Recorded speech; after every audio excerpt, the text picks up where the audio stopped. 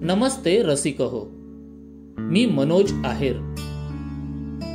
भारतीय संस्कृतीनं हजारो वर्ष धर्म, अर्थ, काम, मोक्ष हे 4 पुरुषार्थ सांगितलेले.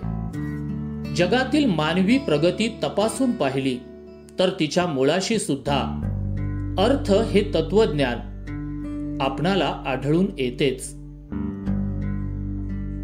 अर्थप्राप्ती, परस्परांशी व्यवहार, आर्थिक विनियोग, गावगाडा, नगर, राष्ट्र यांचा कारभार चालवणे या प्रत्येक बाबतीत अर्थकारणाची भूमिका अतिशय महत्वाची. आपणही समजून घेणार आहोत अर्थकारणाचे विविध टप्पे आणि कप्पे सुद्धा. कारण कुठलाही समाज समृद्ध होण्यासाठी प्रत्येक व्यक्तीला आर्थिक दृष्ट्या साक्षर होणं गरजेचं असतं. साहित्य उत्सवचं विशेष प्रसारण निखिल देशमुख यांच्या सोबत अर्थपूर्ण. नमस्कार. अर्थपूर्णच्या पुढील एपिसोडमध्ये आपलं सर्वांचं सहर्ष स्वागत. यापूर्वीच्या एपिसोडमध्ये आपण क्रेडिट कार्ड काय असतं, त्याचे फायदे काय आहेत आणि ते कसं वापरायचं, त्याचं स्टेटमेंट, बिल पेमेंट याबाबत माहिती जाणून घेतली. या एपिसोडमध्ये आणखी पुढे काय बेनिफिट्स असू शकतात याबाबत कंटिन्युएशन करूया. परंतु त्यापूर्वी एक महत्त्वाची माहिती आपल्याला जाणून घ्यायची आहे. आणि आपण जे कोणी हा एपिसोड ऐकत असतील त्यांना एक विनंती आहे की इथून पुढे जोपर्यंत मी व्हॉट्सअप संदर्भात बोलेन, किमान तोपर्यंतचा तरी हा एपिसोड आपण शेअर करून आपल्या संपर्कातील प्रत्येक व्यक्तींना ऐकवावा. कारण हे फार महत्त्वाचं आहे आणि हल्लीच्या काळात तर अगदी जास्तच महत्त्वाचं आहे. काही दिवसांपूर्वी मला व्हॉट्सअपवरती एक ऑडिओ कॉल आला आणि त्यांनी मला सांगितलं की आप कौन बनेगा महाकरोडपती के में से 25 लाख रुपए की लॉटरी जीत चुके. मला आजही आश्चर्य वाटतं. आपणही बातम्यांच्या माध्यमातून किंवा इतर काही युजर्सच्या माध्यमातून आपल्या कानावरती या अशा प्रकारच्या बातम्या, अशा प्रकारचे मेसेजेस किंवा ऑडिओ मेसेजेस आलेले असतील अन्य माध्यमातून वगैरे. तर ही अमाऊंट अजूनही 25 लाखच आहे. ती वाढलेली नाही आहे 8 ते 10 वर्षांपासून. असो, दॅट्स अ जोक्स अपार्ट, परंतु हे फार सिरियस आहे. तर त्यांनी मला सांगितलं की तुमची ओळख आम्हाला पटवायची आहे आणि त्याकरिताच तुम्हाला एक कोड पाठवलेला आहे. तो कोड आमच्यासोबत शेअर करा आणि मग तुमची ओळख पटविली जाईल आणि तुमच्या अकाउंटमध्ये हे 25 लाख रुपये सरळ ट्रान्सफर केले जातील. मी तो मेसेज बघितला. तो व्हॉट्सअपकडनं होता आणि व्हॉट्सअपचा ॲक्टिवेशन कोड होता. आपण कधीही व्हॉट्सअप नवीन इन्स्टॉल केलं तर ते आपल्या मोबाईलवरती ॲक्टिवेट करण्याकरिता ज्यावेळी आपला मोबाईल नंबर टाकतो त्यावेळी व्हॉट्सअप एक आपल्याला व्हेरिफिकेशन कोड पाठवतो ओळख पटवण्याकरिता की हाच मोबाईल नंबर आहे म्हणून. आणि तो ॲक्टिवेशन कोड टाकल्यानंतर व्हॉट्सअप हे आपलं ओपन होतं. जर 2 फॅक्टर व्हेरिफिकेशन असेल तर पुन्हा एक कोड मागितला जातो जो आपला पिन असतो शेअर त्यावेळी क्रिएट केलेला. तर मी त्यांना हे सांगत राहिलो की मुझे मेसेज मिला ही नाही. मग त्यांनी आणखी हुशारी केली आणि सांगितलं की आपको अभी एक मैडम की कॉल आएगी. म्हणजे एक हुशारी बघा. और वो मैडम आपको बताएगी 6 डिजिट, वो 6 डिजिट आपको मुझे देना है. तर मला वेटिंगला कॉल येत होता आणि त्यांना सांगितलं की हा माझा सेल्युलर कॉल येतोय मला. जर मी हा कॉल रिसीव्ह केला तर माझा तुमच्यासोबतचा कॉल कट होईल. ते बोले ठीक है, हम बाद में कॉल कर लेंगे. परंतु नंतर त्यांचा कॉल आलेलाच नाही. त्यांना कदाचित माहीत झालेलं असेल की हा काही देणार नाहीये म्हणून. तर तो कॉल काही कुठल्या मॅडमचा नव्हता, तो व्हॉट्सअपकडनं एक कॉल होता. जर टेक्स्ट मेसेज येत नसेल काही कारणास्तव तर तिथे एक कॉल मी म्हणून ऑप्शन असतं आणि त्या कॉलवरती व्हेरिफिकेशन कोड येतो. मग तो कोड जरी टाकला तरी आपलं व्हॉट्सअप लॉग इन होतं. तर त्यांचा पूर्ण प्रयत्न हाच होता की माझं व्हॉट्सअप हे हॅक करणे. हॅक व्हॉट्सअप कशाकरिता करणार कोणी आणि याचा तसेच फायनान्शियल फ्रॉडचा काय संबंध आहे इथूनच पुढे खरी मजा चालू होते. आपल्याला अद्याप माहीत नाहीये की व्हॉट्सअप हॅक का केलं जातं. त्यानंतर मी यावर थोडाफार रिसर्च करण्याचा प्रयत्न केला आणि माझ्या लक्षात काही गोष्टी आल्या. नंबर 1, त्यांच्याकडे एक इमर्जन्सी मेसेज तयार असतो, जो आपलं व्हॉट्सअप जर त्यांच्याकडे चुकून हॅक झालं तर ते आपल्या चॅटमधील काही लोकांना पाठवतात आणि त्यांच्याकडून पैसे काढण्याचा प्रयत्न करतात. नंबर 2, ते आपल्याला ब्लॅकमेल करण्याचा प्रयत्न करतात. आणि नंबर 3, कुठल्या ना कुठल्या माध्यमातून आपल्याला फसवण्याचा प्रयत्न करतात. काही गोष्टी आपल्या नंबरवरून शेअर करतात किंवा काही करू शकतात जेणेकरून भविष्यात आपल्या विरुद्ध FIR किंवा पोलीस कंप्लेंट ही होऊ शकते, कारण नंबर हा आपला असतो. जर चुकून हे झालं आणि आपलं व्हॉट्सअप हॅक झालं तर ताबडतोब एक पोलीस कंप्लेंट करणे, FIR करणे हेच आपल्या हातात असतं. तर यामुळेच आपण याच्यापासून वाचू शकतो. तसेच 3 ते 4 महिन्यांपूर्वी एक मी द लल्लन टॉपचा रिपोर्ट ऐकला. आजही आपण तो WhatsApp hacking by Lallantop म्हणून यूट्यूबवरती सर्च करू शकता. त्यामध्ये व्हॉट्सअपमध्ये एक बग असल्याचं, बग म्हणजेच एरर, 2 सिक्युरिटी अनालिसिस्ट यांनी व्हॉट्सअपला कळवलं होतं. आता ते एरर व्हॉट्सअपने सुधारवलं की नाही याबाबत मला माहिती नाही. तर ते एरर असं होतं की फॉर एक्झाम्पल माझं अकाउंट कोणाला हॅक करायचं आहे आणि ते मला मल्टिपल टाइम्समध्ये OTP पाठवत आहेत, परंतु OTP मी देत नाहीये, ते वारंवार रॉंग OTP टाकतायत. त्यामुळे होतं असं की काही वेळेनंतर व्हॉट्सअप सांगतं की ट्राय आफ्टर 10 मिनिट्स, 1 आवर्स, नंतर ते होतं 12 आवर्स. 12 आवर्स नंतर सुद्धा ते ट्राय करतात, तर नंतर ते होतं आणखी पुढे 12 आवर्स करिता. त्यानंतर सुद्धा ट्राय केलं तर मग ते -1 सेकंद होऊन जातं आणि OTP येत नाही. या केसमध्ये नंतर ज्यांनी कोणी हे केलं असेल, मजा मस्तीकरिता हे कोणीही आजमावून बघायचं नाही, कारण याविरुद्ध कंप्लेंट ही होऊ शकते आणि हा फार मोठा सायबर क्राईम घडू शकतो. आपण कुठल्या IP वरून मेल पाठवतोय, कुठून मेल पाठवतोय हे सर्व ट्रॅक केलं जाऊ शकतं.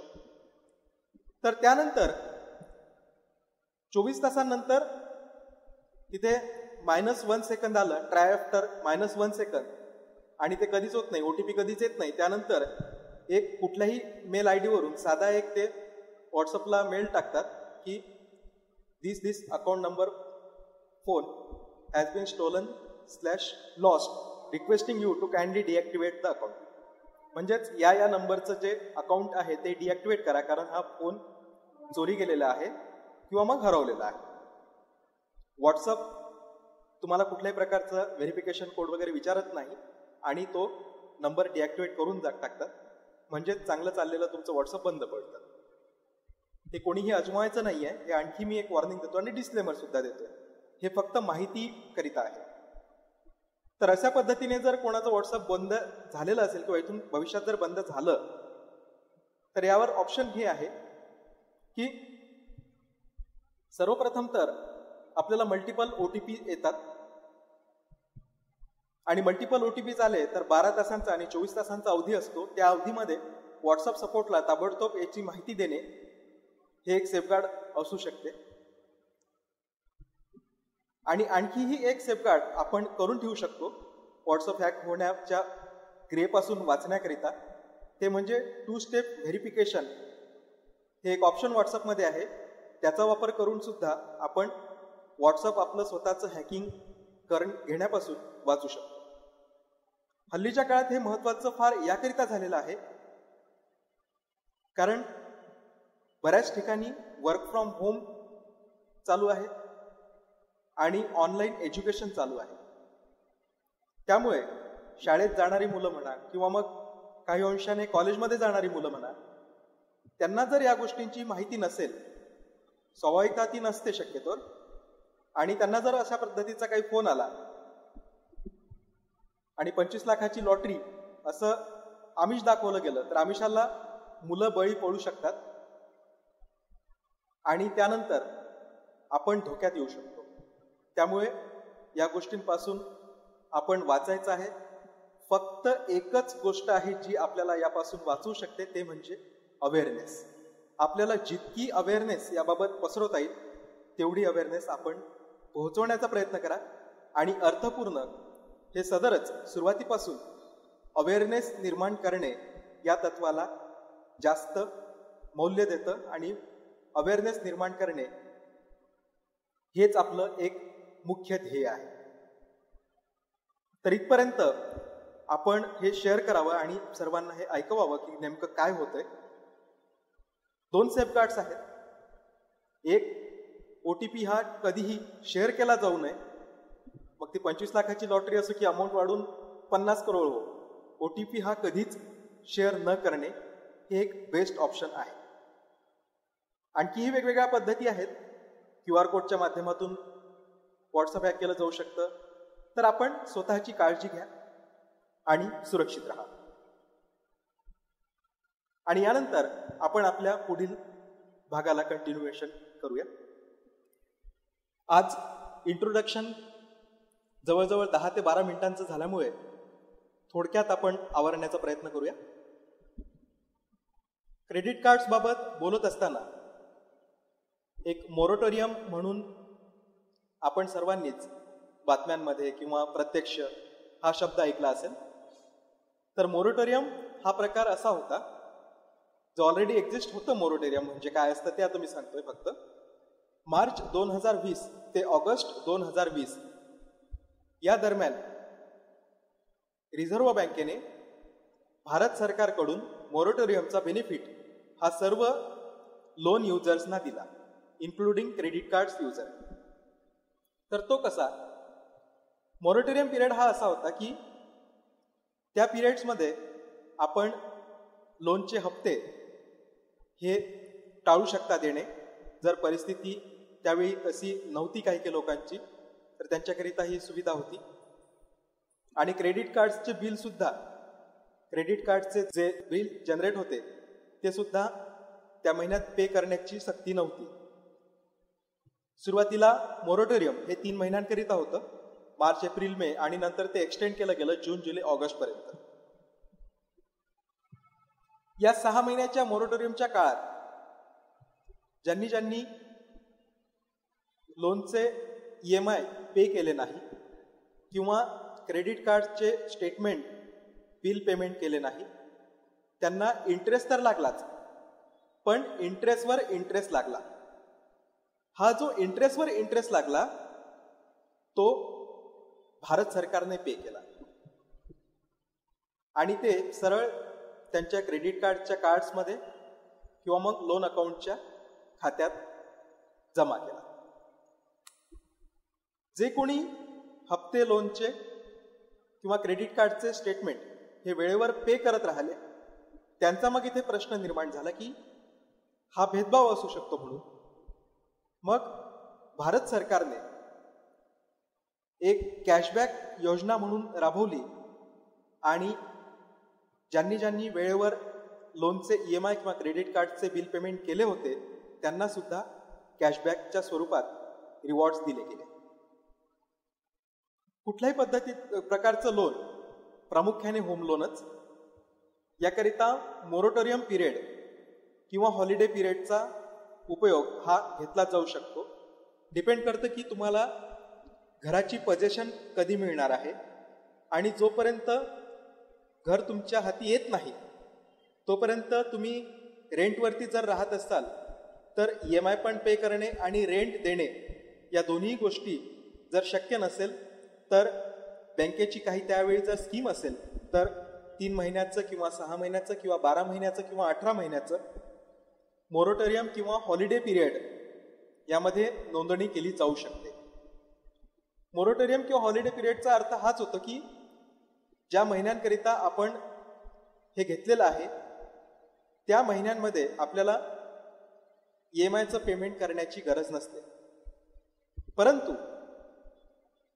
या दरम्यानच्या काळात इंटरेस्ट हा आपल्याला लागतोच. आणि त्यामुळे जेव्हापासनं EMI पे करायला सुरुवात करू तेव्हापासनं ओरिजिनल EMI पेक्षा त्या EMIची कॉस्ट ही जास्त असू शकते. मोरटोरियम किंवा हॉलिडे हे घेण्यापूर्वी आपण याबाबत आपल्या बँकेशी संपर्क साधून नेमकी स्कीम काय आहे, किती रुपयांचं एक्स्ट्रा बर्डन पडू शकतं याबाबतची चौकशी करूनच जर ते घ्यायचं असेल तरच घ्यावं. हे एक माहितीपर फक्त माहिती होती की अशा पद्धतीचे मोरटोरियम किंवा हॉलिडे पिरियड्स हे अवेलेबल आहेत होम लोनच्या लोन सेगमेंटमध्ये. यानंतर क्रेडिट कार्ड बाबत आपण जाणून घेतलं यापूर्वीच्या एपिसोडमध्ये. तर क्रेडिट कार्डच्या लिमिट बाबत आपण चर्चा केली. क्रेडिट कार्डची जी लिमिट असते ती 2 प्रकारची असते, जे मागच्या भागात सांगण्याचं राहून गेलं होतं. एक म्हणजे ओव्हरऑल क्रेडिट लिमिट आणि दुसरी म्हणजे कॅश लिमिट. जर कोणा एका व्यक्तीला 90,000ची ओव्हरऑल क्रेडिट लिमिट मिळाली असेल तर तेवढीच त्यांची कॅश लिमिट असू शकते असं नाही. ती ओव्हरऑल क्रेडिट लिमिटच्या 0 to 100% पर्यंत कितीही असू शकते.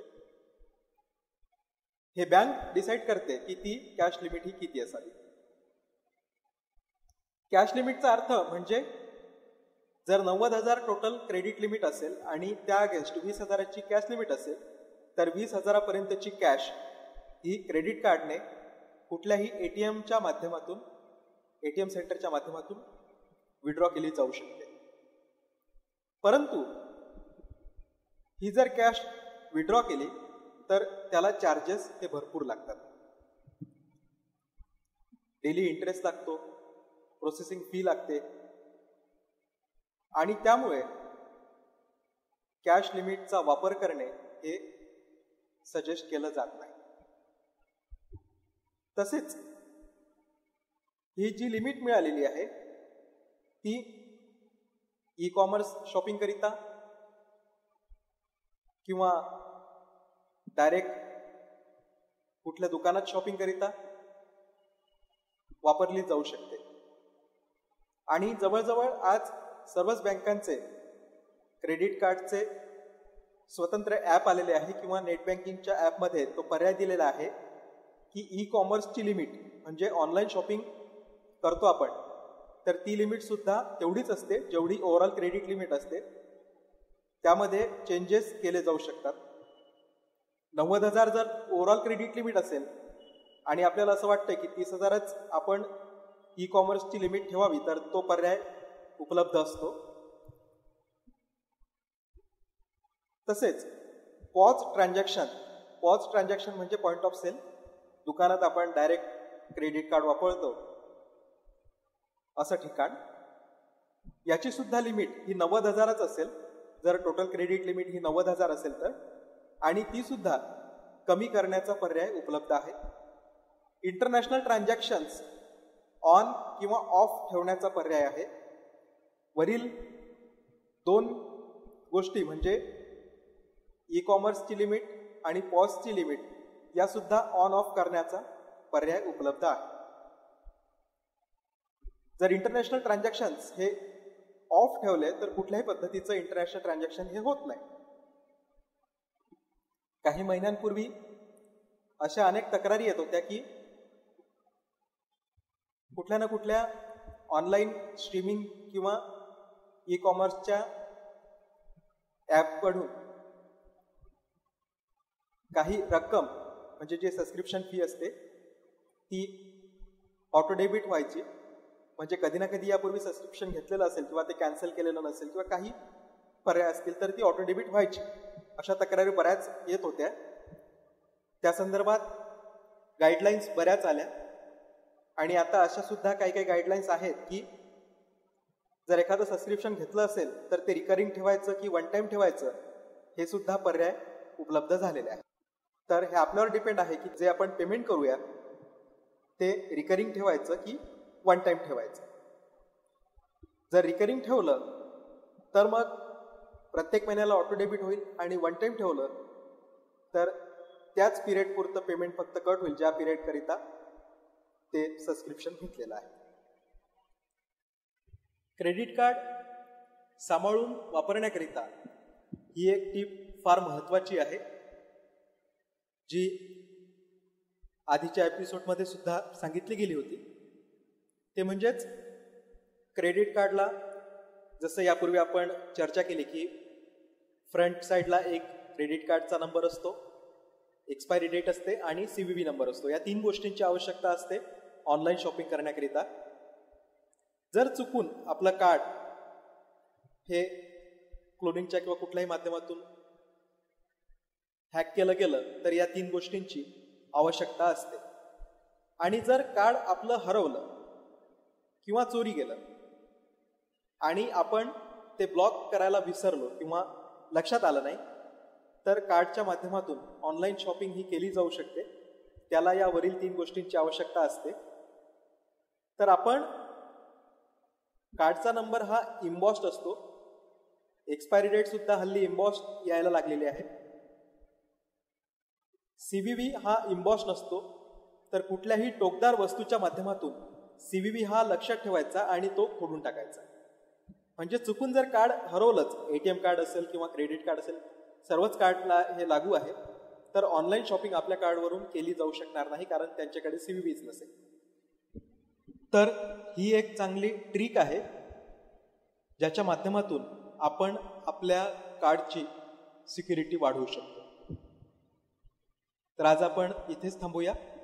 तसेच व्हॉट्सअपचे 2 स्टेप व्हेरिफिकेशन आणि इतर टेक्निकल ज्या काही बाबी आहेत iOS सिस्टममधील किंवा अँड्रॉइड सिस्टममधील, त्याबाबत पुढील एपिसोडमध्ये